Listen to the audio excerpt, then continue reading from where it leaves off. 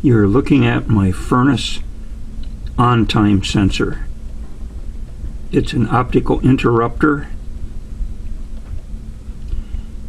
that's sitting right beside the furnace duct,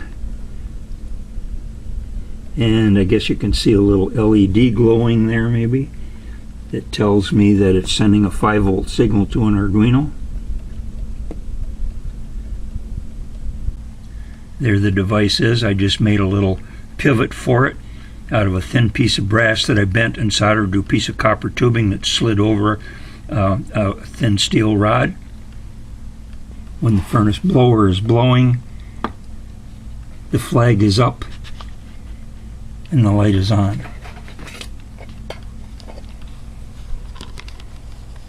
If I take it out of the path of the furnace blower, the little light goes out, the flag falls down.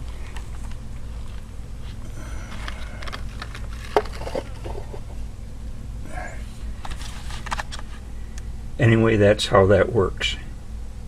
This is the Arduino setup that I'm using, and as you could see, the little green LED and the onboard D13 red LED went out because the furnace blower just went off.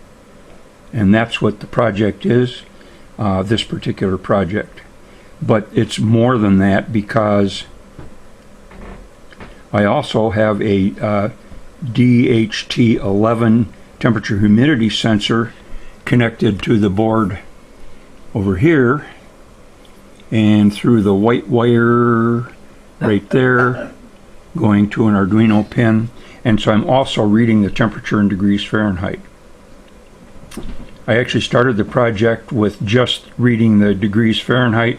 The idea was to just catch the peaks of when the blower went from on to off, and in the wintertime, which is where all this started, when the furnace temperature at that same furnace duct peaked and started to drop, then I would conclude that that was the end of one cycle of the furnace.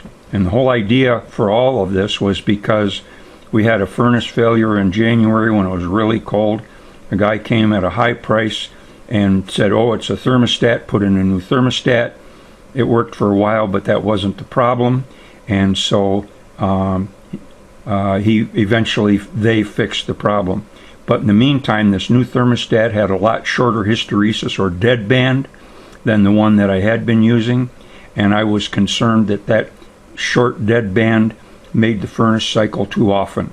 And so once the thing was fixed, I wanted to be able to document the much more rapid cycling on and off of the furnace from like 4 times an hour in a certain temperature situation to maybe 6 or 7 times an hour, and then maybe get back to the thermostat manufacturer, Honeywell, and say, hey, what's going on here, and I want different.